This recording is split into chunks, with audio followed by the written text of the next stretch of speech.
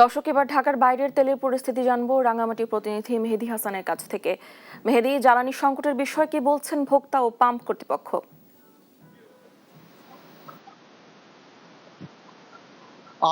আপনি যেমনটা বলছিলেন, আসলে সারা দেশের মতো রাঙামাটি তো জ্বালানি তেলের প্রচুর সংকট দেখা দিয়েছে। আমি এই মুহূর্তে কিন্তু যেখানে দাঁড়িয়ে আছি সেটি হচ্ছে রাঙামাটি কল্যাণপুর একটি স্টেশনে।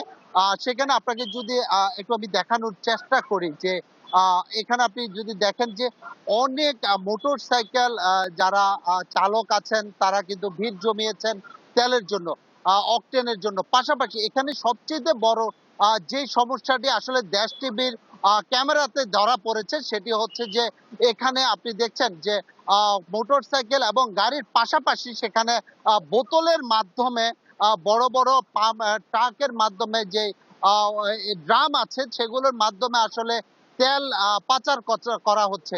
আসলে এগুলো বলা হচ্ছে কাপ্তাই হ্রদে যে স্পিড বোট বিভিন্ন নৌযান চলে সেই নৌযানের জন্য আসলে নিয়ে যাওয়া হয়। কিন্তু মূলত আমরা এই ২ ঘন্টা এখানে ফিলিং স্টেশনে আমরা দেখেছি সেটি হচ্ছে তারা এই তেলগুলো সংগ্রহ করে আবার পুনরায় সেটি বাহিরে গিয়ে তারা আরো একটি পাম্পে ড্রামের মধ্যে রেখে দেয়। এভাবে তারা এই সংকটগুলো কিন্তু তৈরি করছে। আমাদের সাথে এই মুহূর্তে আছেন যে এই পাম্পের যিনি ডিলার আছেন তিনি। আমরা আসলে তার থেকে মূলত জানতে চাইবো যে এখানে আসলে এই সংকটটি কেন দেখা দিয়েছে?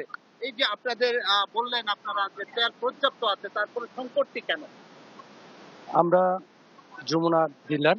আমরা যথেষ্ট আগের তুলনায় আগে যেভাবে আমরা ডিপো থেকে জ্বালানি সংগ্রহ করতাম, ঠিক তেমনিভাবে আমরা জ্বালানি সংগ্রহ করতেছি। আমরা আমাদের ডিপার্টমেন্টে ৭০ এর অধিক প্রশাসনের অফিস আছে। তাদেরকে দেওয়ার পরেও আমাদের বিগত দিনে জ্বালানি আরো রিজার্ভ থাকতো।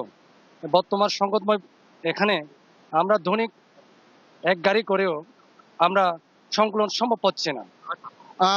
যেমনটি ডিলার বলছিলেন যে এখানে আসলে মূলত তাদের কাছে পর্যাপ্তই তেলের মজুত আছে, কিন্তু এখানে কৃত্রিম একটি সংকট তৈরি করছে যারা বোতলের মাধ্যমে ড্রামে করে তেল নিয়ে যাচ্ছে এবং পাচার করছে তাদের কারণে। এই কারণে প্রশাসনের আসলে সুনির্দিষ্ট অভিযান পরিচালনা করার তাদের পাম্প যে কর্তৃপক্ষ তাদেরও দাবি। এই ছিল আমার কাছে রাঙামাটি থেকে সর্বশেষ তথ্য।